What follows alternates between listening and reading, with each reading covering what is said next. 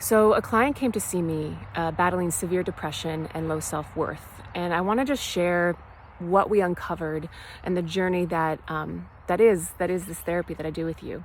And what I want to say first is just to acknowledge how brave it is and how courageous it is to show up and do this kind of healing work.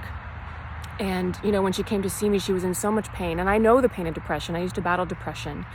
And when you're in that level of pain, you just want the pain to go. And even though she was skeptical, she just had this openness and this willingness to show up. And that's what I say to all of you. You just need your willingness.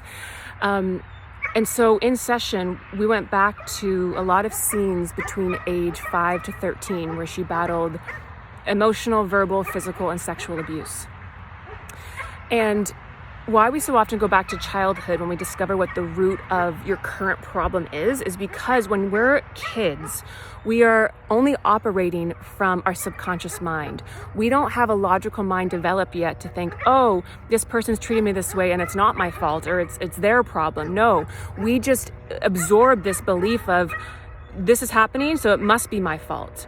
So we found the core beliefs that were formed in childhood, which were, my needs don't matter, I'm insignificant, I'm unlovable, I'm unsafe, I'm unworthy, I'm powerless.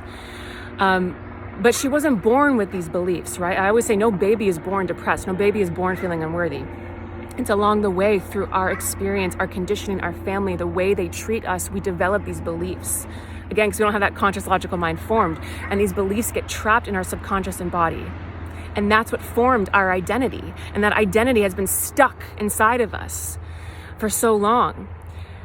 The other thing I want to say, what we did, which is just so powerful, is so often when you experience abuse, you lost your voice and you lost your power. And one thing I do with you in session, because we're in your subconscious, because we're in the universal subconscious, we can tap into that. We can get our power back and voice back. And she was able to get her power back and get her voice back like she never had before to her abusers. And to see and witness somebody get that power back and release pain and release that stuck energy that was trapped inside her for decades. I mean, it is beautiful, beautiful to witness. But when we can identify where the core beliefs came from that were driving the depression, that were driving the low self-worth, that she didn't do anything wrong. It's from what she experienced that she absorbed these beliefs. But when we could actually understand the why and say, wait, but this isn't my fault. I don't need to keep believing this because it was from them.